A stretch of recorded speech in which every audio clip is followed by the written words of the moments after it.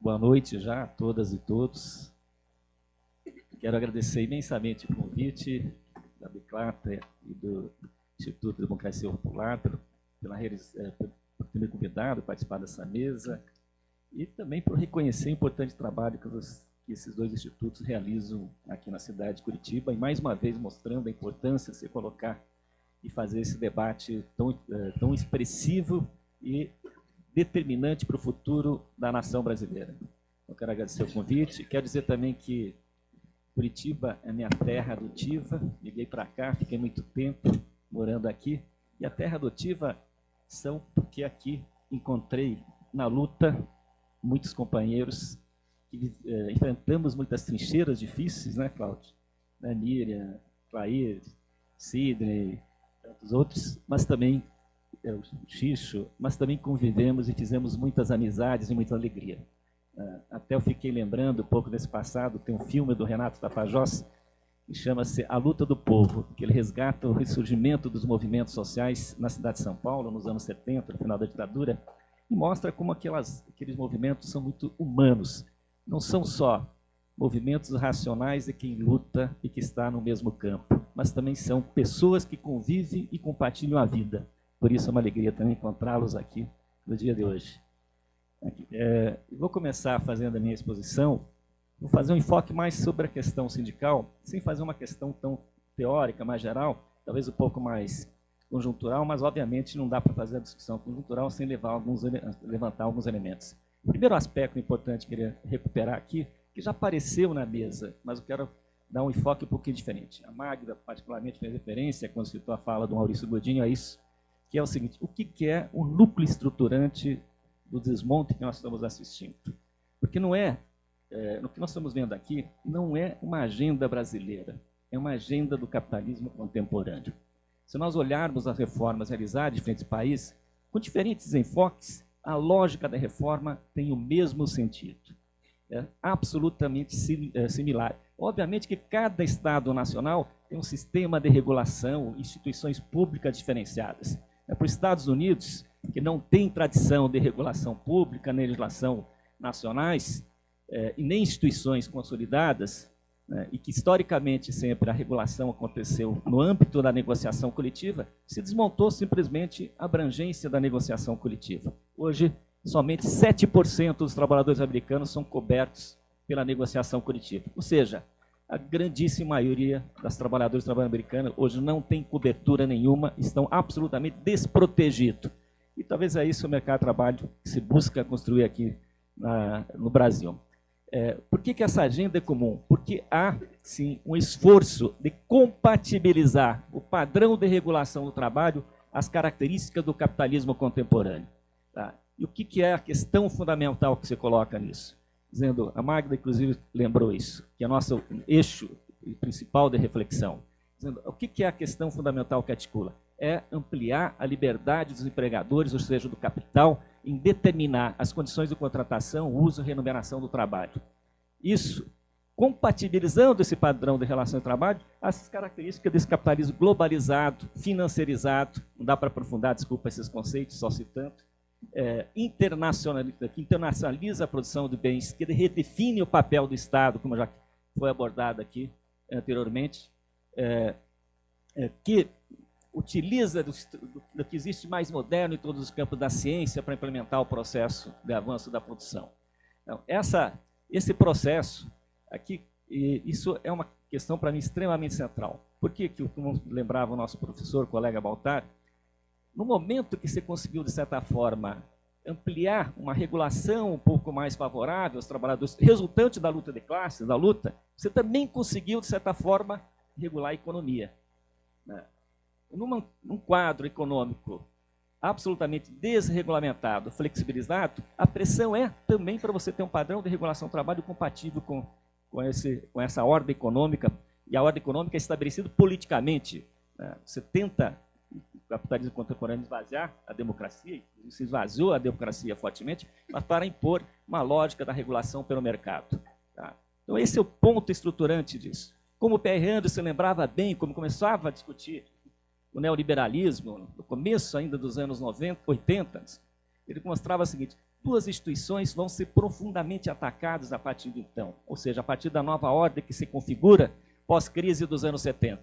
As duas instituições são o Estado, por sua capacidade de regulação da economia e também de estabelecer políticas de proteção social, e os sindicatos, que é a segunda instituição que passa a ser atacada fortemente a partir daquele momento histórico.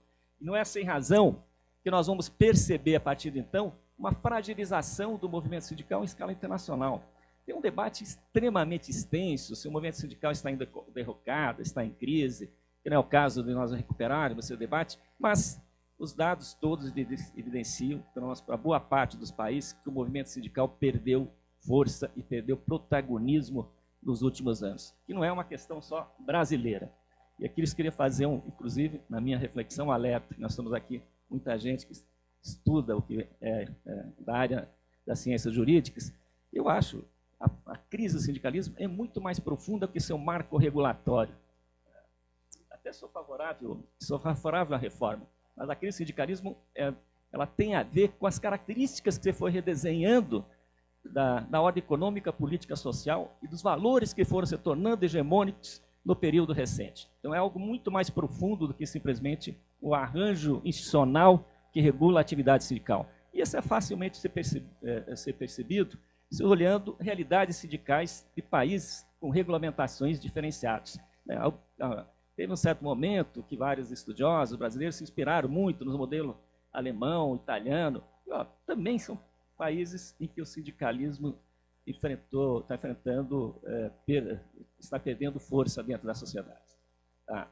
Então, nesse sentido também, que a reforma ela precisa fragilizar todas as instituições públicas que são capazes de colocar algum obstáculo. A Magda falava em pedra no sapato, o Djalbo também aqui, nosso colega, amigo do Luta, também fez a mesma intervenção nesse sentido. Se colocar a pedra nesse sapato, então todas as instituições que colocam limites para essa liberdade, elas têm que ser atacadas, elas precisam ser fragilizadas. Obviamente que o resultado disso não é simplesmente o que o capital quer, é resultante da dinâmica social, resultante das tensões sociais produzidas. Então, pensando um pouco nesse sentido, eu vou analisar a questão sindical aqui, dos impactos sobre o sindicalismo. E também não vou fazer, sempre considerando então esse aspecto. Não dá para discutir a questão sindical, não dá para discutir a questão da reforma trabalhista ou da desconstrução de direitos sem pensar esse ambiente mais amplo no qual esses processos estão inseridos. Então, olhando do ponto de vista do sindical, propriamente, das suas implicações da reforma, acho que o primeiro aspecto que eu queria destacar é o seguinte: dentro dessa lógica que eu estou abordando, tem uma diferença entre o liberalismo clássico e o neoliberalismo. No liberalismo clássico, se entendia que qualquer forma de ação coletiva constituía monopólios, portanto, limitava a liberdade dos indivíduos de poder contratar e era combatido. Tanto que os sindicatos, boa parte do século XIX, em grande parte dos países, foi uma instituição proibida de poder atuar. E o neoliberalismo não dispensa o sindicato totalmente. Ele quer redefinir o papel do sindicato, porque, como Marx lembrou, apesar do mercado de trabalho, de uma situação econômica mais heterogênea, ainda em boa parte da produção de bens prevalece o trabalho coletivo. Então, você precisa regulamentar coletivamente o trabalho.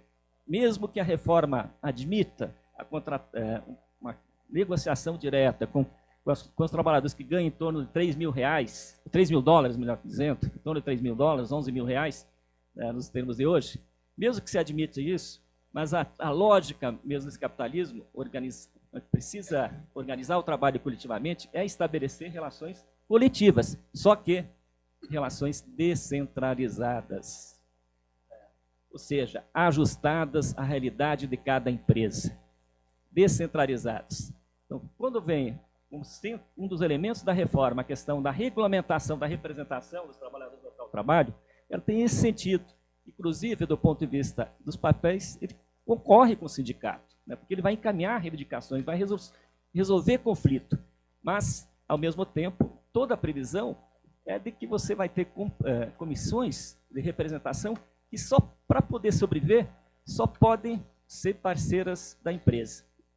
Porque o sindicato não pode intervir, os dirigentes formalmente dizem que tem estabilidade, mas se olhar do ponto de vista real, mesmo depois que ele sair da representação, se a empresa tiver dificuldade econômica, se tiver mudança tecnológica, se tiver algum ato de disciplina, ele pode ser dispensado.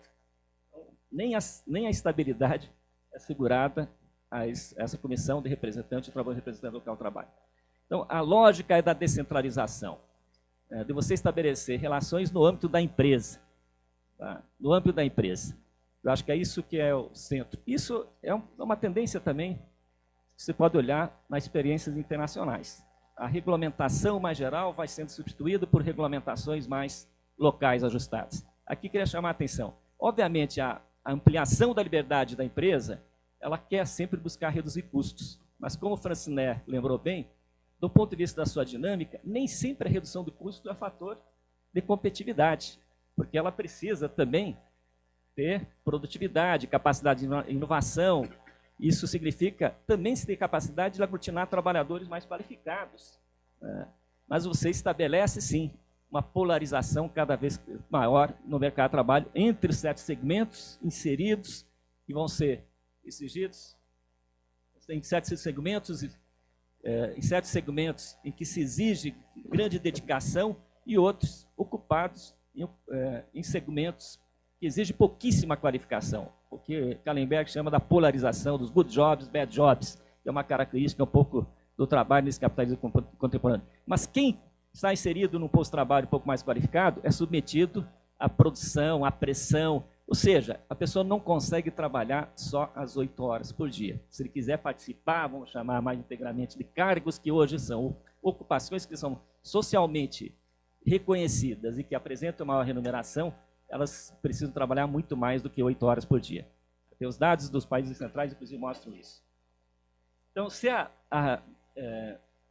esse processo, aqui, que estou querendo chamar a atenção, e a regulamentação da representação exatamente significa isso. A descentralização, você está olhando aqui, é o primeiro, acho. É isso aí. Eu tinha preparado uma... Já pode ir para frente aí. É isso aí. Tá. É isso aí. Se esse processo tem essa lógica, o outro processo que afeta profundamente o movimento sindical, é o terceiro ponto aqui no slide, aqui é a fragmentação do mercado de trabalho. Já foi, o Grijalba abordou bem, a Magda também, a terceirização fragmenta ainda mais a classe trabalhadora e o Grijalba, inclusive, citou várias pesquisas e mostram como isso fragiliza a capacidade de ação coletiva dos trabalhadores, e não vou perder muito tempo disso, desse ponto de vista. Mas não é só a terceirização. Os contratos atípicos, todos que estão sendo introduzidos, obviamente vai fragilizar muito a capacidade de representar os trabalhadores. Não é só isso. Você tem também como eixo estruturante mais geral um processo também de segmentação do mercado de trabalho, profunda segmentação do mercado de trabalho. E esse processo de fragmentação do mercado de trabalho, em que o setor industrial progressivamente vai perdendo importância na composição da classe trabalhadora e o setor de serviços vão ganhando maior relevância, significa uma reconfiguração da classe, que vai exigir também, na minha opinião, uma certa reconfiguração do movimento sindical de como abordar essa nova realidade da classe trabalhadora. O quarto ponto, aspecto, que acho que aí é uma questão um pouco mais polêmica, eu acho que o Marinho colocou o fim do imposto sindical na proposta como um bode na sala, ou seja, para tentar jogar as centrais sindicais para negociar na preservação da contribuição sindical em troca de aceitar outros elementos da reforma. Tá? Inclusive, na imprensa agora, nos dias recentes, isso aparece com uma evidência muito grande. Mas nós temos que lembrar o seguinte, aqui tem novas formas criativas de arrecadação que os sindicatos vão estabelecendo aqui. Inclusive, o que nós estamos identificando em algumas categorias é que se inclui na convenção coletiva um fundo social, um serviço de cidadania, em que as empresas pagam para o sindicato o valor e não é descontado do trabalhador. Então, ou seja, em alguns setores estão encontrando formas alternativas de sobrevivência independente do imposto sindical e da taxa assistencial ou da taxa negocial, ou seja, a empresa que repassa dinheiro para o trabalhador. Para várias categorias, 3, 4 categorias, já identifiquei isso explicitamente. Tá? A outra questão aqui não é só a reforma trabalhista, no sentido que nós discutimos no dia de hoje, que está colocado aqui, mas também se coloca progressivas restrições ao exercício do direito de greve. Né? Como é que você tem ação sindical, capacidade de negociação, se o direito de greve está sendo progressivamente contido? Você pegar a lei apresentada, e o governo tem disse que vai priorizar isso, do Aloysio Nunes, aqui, é um retrocesso imenso no direito de greve. Assim como há um processo de criminalização dos movimentos sociais, das ações coletivas, e todos nós aqui temos várias experiências disso. Então, ou seja, a reforma ela tem um processo de esvaziamento do sindicalismo, que é o tema da mesa, do sindicalismo que já encontra dificuldades. Aqui na mesa se falou crise de representatividade, é verdade, mas acho que é uma crise mais profunda, inclusive, que esse movimento dos trabalhadores está enfrentando. Mas, no entanto, mesmo tendo isso... Aqui, só desculpa. Passa para mim. Os artistas muitas vezes conseguem expressar com mais exatidão aquilo que a gente utiliza muitas palavras. Né? O Laet aqui mostra claramente o que é o império da negociação coletiva a partir do momento da aprovação da terceirização. Né? É infinito. É um poder absolutamente desigual. Tá? Então, ao mesmo tempo que nós temos esse processo de fragilização, aqui a questão que queria chamar a atenção aqui é que o movimento sindical, se na reforma da Previdência conseguiu certa unidade de ação, na reforma trabalhista a estratégia não é a mesma. Tem uma divisão entre eles de como abordar essa temática. E é uma dificuldade adicional para discutir a reforma trabalhista. Aqui, até nós podemos ver claramente uma certa divisão entre as centrais sindicais na abordagem da reforma trabalhista. Pelo menos 4 das reconhecidas formalmente toparam começar a negociar as reformas no primeiro momento. 3 de uma forma mais explícita, outra de uma forma mais envergonhada. Mas começaram a estabelecer um diálogo com o governo. E, particularmente, a força sindical se manifestou, pelo menos no debate na Câmara dos Deputados e também em outros espaços públicos, favorável à tese da prevalência negociada sobre o legislado. A UGT também, de forma um pouco mais confusa, mas alguns setores da CUT também, de uma forma um pouco mais confusa. Topam discutir essa questão. Algumas centrais têm claramente uma outra posição às reformas, outras centrais participaram do processo de mobilização, muito mais para criar um espaço de negociação do que, de fato, combater a proposta como um todo. Tá? O que eu estou querendo chamar a atenção? Você passa o seguinte aqui, para mim, por favor. Quero chamar a atenção aqui. O movimento sindical se unificou na greve de 28 de abril. Foi, na minha opinião, uma das maiores manifestações trabalhistas brasileiras depois da ditadura militar. Ela é comparável à greve de 89, 14 e 15 de março de 89. Com uma característica diferenciada. 14 e 15 de maio, se conseguiu esvaziar as ruas das cidades. Agora, 28 de abril, além de esvaziar as ruas da cidade, como mostra a primeira foto, aquela dos ônibus parados, se conseguiu fazer grandes mobilizações. Grandes mobilizações. Nordeste, capitais com 70 mil, 100 mil pessoas.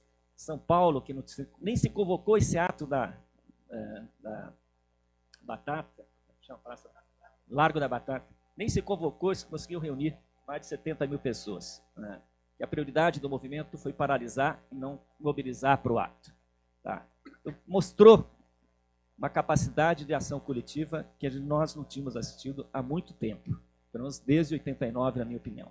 Mas, ao mesmo tempo, o que mostra um pouco a dificuldade nas outras duas fotos é que se priorizou muito mais a discussão da reforma da Previdência do que a reforma trabalhista, como aspecto de mobilização. Isso, para mim, é uma preocupação, porque eu compartilho com aquilo que a Valdete apresentou. Eu acho que a reforma trabalhista tem um efeito desestruturador da vida social maior do que a reforma da Previdência, na minha opinião. Tem um efeito desestruturador muito mais intenso do que a reforma da Previdência. Porque não é só uma questão da regulação capital-trabalho, como a Valdete lembrou bem.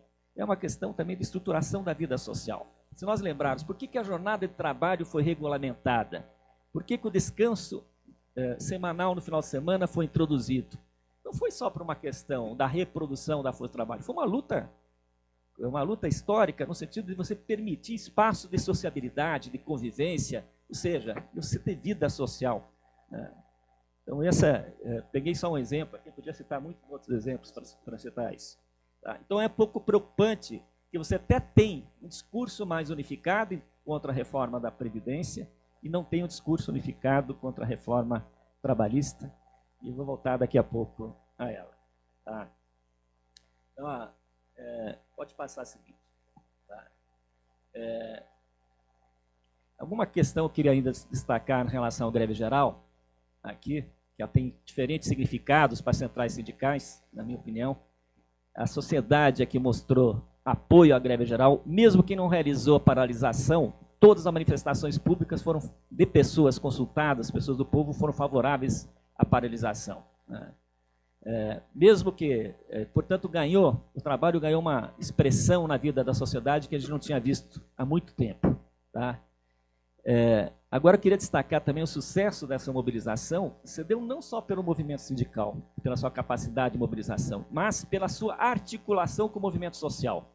Movimento sem teto, movimento sem terra, os outros movimentos sociais que aqui citados, inclusive anteriormente, foram fundamentais para o sucesso dessa mobilização. Ou seja, que é uma coisa diferente, inclusive, do sindicalismo dos outros países. América Latina, África do Sul, talvez são os dois únicos, são América Latina enquanto região, em vários países, na África do Sul, como país, né, do continente, são os únicos lugares no mundo em que você tem uma articulação mais forte do movimento sindical com o movimento social. Isso é uma característica nossa e é uma característica importante para pensar o movimento de resistência, como o Alberto aqui estava discutindo na sua fala, aqui, Alberto. Tá? Então, isso, passa para o seguinte, por favor, aqui. Desculpa, você vai para frente. Na relação com o governo, eu queria só destacar esse aspecto aqui. O governo começou negociando com as centrais, apresentou para o projeto 22 de dezembro, com a presença daquelas 4 centrais que eu citei, né, a UGT, a Força, a Nova Central Sindical e a CSB, estavam no momento do lançamento do PL 6787, mas o governo achou que estava com a bola toda, desculpa usar essa expressão, estava com a bola toda, atropelou inclusive as centrais sindicais. O projeto que já enviou para o Congresso Nacional não foi o mesmo que discutiu com o Ministério do Trabalho, foi outro.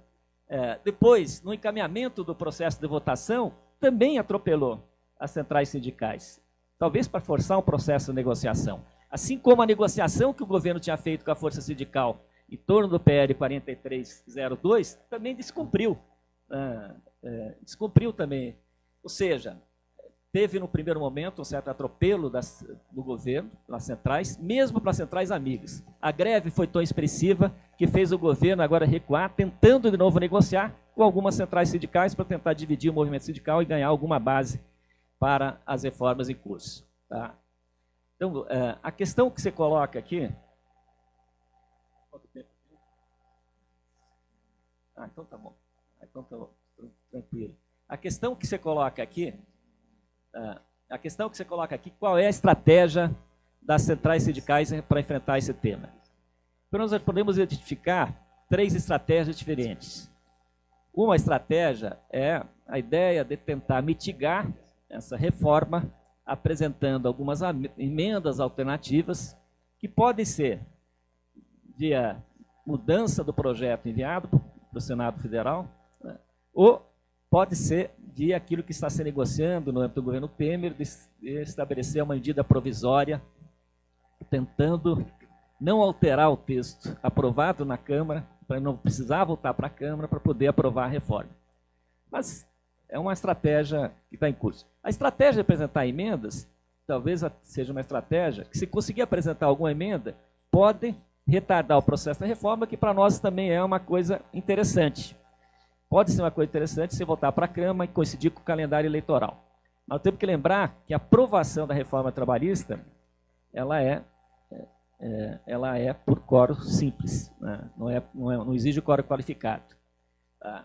A outra questão é apresentar um projeto substitutivo à reforma colocada, para tentar disputar na sociedade uma outra forma, pensando o projeto, como aconteceu em alguns lugares, e dizer, ó, vamos pensar um projeto que garanta a proteção social. Né? Porque a lógica da regulação, ou da regulamentação do trabalho, ela não tem nenhuma funcionalidade econômica. Aqui. A lógica da regulamentação historicamente construída é uma contraposição àquilo que o Grijalvo estava chamando a atenção, e a Magda, as características do trabalho sobre o capitalismo. Ela aparece dessa forma. Então, se ela não tem uma base teórica, econômica, substantiva para poder aplicá-la. Pelo contrário, até os estudos mais recentes, de organismos insuspeitos, não só da OIT, como a Magda citou, 2 estudos, 2015 e 2016, realizados em mais de 100 países, que mostram que não dá para estabelecer nenhuma relação entre a criação de emprego e a reflexibilização da relação de trabalho, mas a própria OCDE, já em documentos anteriores também mostrou que não dá para dizer que as reformas criadas de flexibilização, conforme a criar emprego, foram bem-sucedidas a partir dos anos 80 nos países centrais. Tá?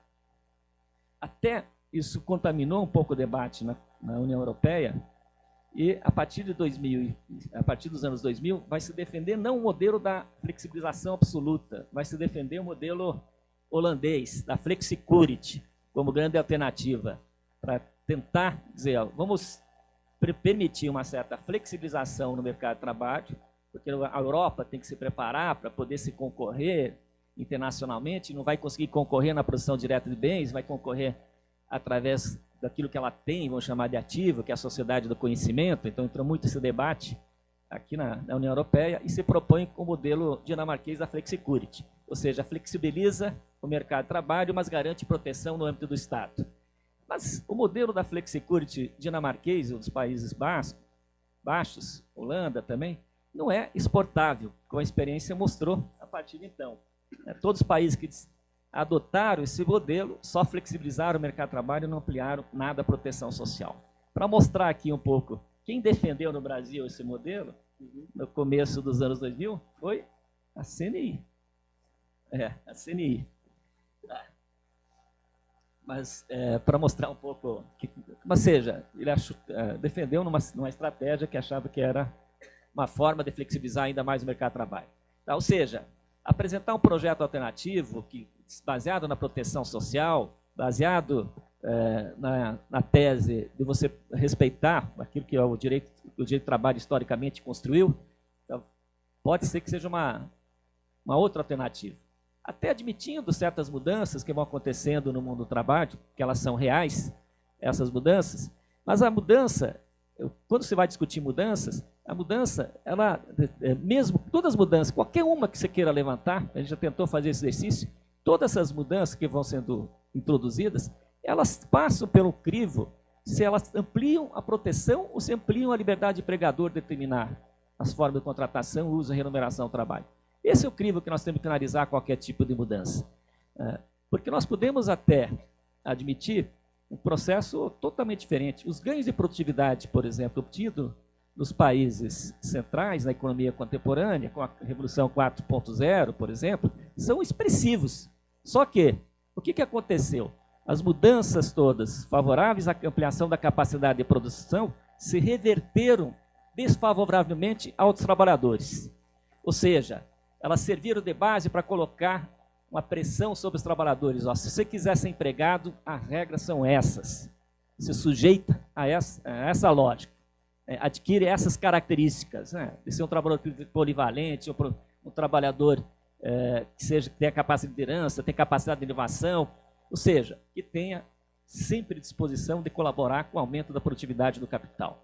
Tá? Ou seja, o que eu quero dizer é o seguinte, todos os ganhos tecnológicos obtidos nos últimos anos, eles exatamente se reverteram no sentido de criar um mercado de trabalho mais desfavorável aos trabalhadores. Os dados mostram isso.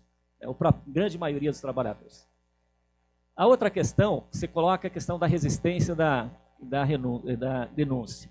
Por porque a agenda de mobilização está colocada. Talvez seja porque a reforma, nos termos que ela está colocada, não é negociável. E essa é um pouco a minha tese. A tese é que nós temos que ir para o confronto, para a resistência. Faça o seguinte, porque eu acho que a reforma também nos coloca uma oportunidade aqui. Eu vou compartilhar um pouco da reflexão da Valdete, mas numa outra perspectiva, nos 5 minutos que eu tenho.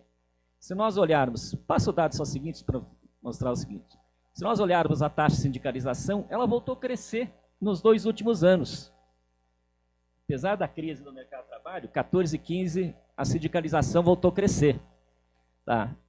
Como esses dados do IBGE nos mostram. Volta ao seguinte.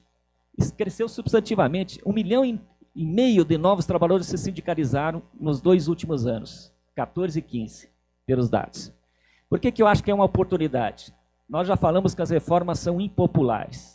O movimento sindical ele se fragilizou muito fortemente nos últimos anos. Não só aqui, internacionalmente, como eu fiz a reflexão. Mas as reformas criaram uma oportunidade desse movimento sindical se aproximar de novo da sociedade. Ou seja, de ser capaz de vocalizar interesses mais difusos numa parte importante dos trabalhadores e trabalhadoras brasileiros. E esse processo ele pode ser capitalizado com o movimento de resistência, como as manifestações recentes mostraram disso. Não só as mobilizações de 15 de março, por exemplo, foram muito expressivas, a greve geral de 28 de abril foi muito expressiva, como o número de greves em 2013 adiante cresceu, ou seja, é uma possibilidade, já que é uma agenda extremamente popular, do movimento sindical ser capaz de se reaproximar da sociedade e vocalizar, vou chamar um movimento de descontentamento contra essas reformas. A Magda mesmo já falou que essa agenda não passou pelo voto popular, acho que dificilmente ela passa pelo voto popular.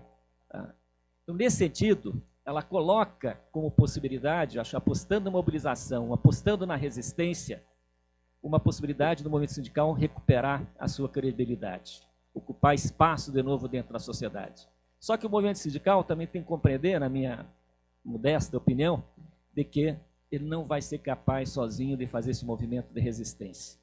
Ele precisa ter a capacidade de se articular com os movimentos sociais, que foram uma das razões fundamentais para o sucesso da greve geral de 28 de abril passado, com as outras forças progressistas todas colocadas na sociedade, inclusive as instituições públicas, aqui que atuam na defesa dos direitos dos trabalhadores, porque a gente sabe que existem muitas rusgas entre o movimento sindical, o Ministério Público, a Justiça do Trabalho, não é uma convivência tão simples, de lado a lado, mas eu acho que existe a possibilidade de se juntar numa mesma trincheira. Porque na mesma perspectiva da Valdete, eu acredito o seguinte, é verdade que nós estamos sofrendo um processo de regressão social como nunca visto na nossa história, no período recente e de uma forma muito violenta. Nós estamos vendo também a ascensão de forças conservadoras como nós não imaginávamos há algum tempo atrás. Mas a emergência de forças conservadoras, inclusive autoritárias, como é o caso do Bolsonaro, aqui, também mostra que existe um problema mais profundo de uma certa crise civilizacional, não só aqui como lá fora. E exatamente nesse momento de crise, abre-se a possibilidade de construir novas alternativas, de construir novas formas de organização, de novas formas de luta, e a partir de uma interação da reflexão, do debate coletivo e da luta concreta, talvez seja possível, sim, nesse movimento de resistência, começar a formular projetos alternativos para enfrentar essa realidade hoje. Não está fácil, é verdade. Se você olhar só os quadros eleitorais internacionais, aqui não vou aprofundar, mostram claramente um pouco essa tendência. As eleições francesas, americanas, inglesas, tá? Todas na Dinamarca, mostram exatamente um pouco esse espaço. Mas existe espaço, sim, já que nós vivemos uma crise mais civilizacional, de rearranjo de forças, talvez que sejam capazes de abrir possibilidades. Primeiro, construir um movimento de resistência, para depois, a partir desse movimento de resistência, talvez nós conseguirmos barrar o projeto, que se resume, talvez, numa frase, que está escrito no documento que a Magda recuperou, uma ponte para o futuro. Na verdade, se olhar a ponte futuro, toda a lógica do documento é: vamos construir um negócio, vamos construir um mercado. Mas não, nós somos contra construir um mercado, nós queremos construir uma nação com inclusão, um processo que seja civilizatório. Talvez nesse movimento de resistência a gente encontre bases para poder, a partir dessa resistência, a partir de amplas articulações, a partir de uma convivência e numa frente muito ampla, começar a construir alternativas para pensar como nós avançamos na perspectiva de construção da nação e barrar esse projeto que é simplesmente construção do mercado. E como o Polanyi lembrou, o mercado não ele não consegue produzir coesão. Se ele não consegue produzir coesão, ele tem esgotamentos e nós temos que aproveitar. Eu acho que esse processo para tentar ver se a gente se arma para conseguir construir uma coisa nova e diferente. Obrigado.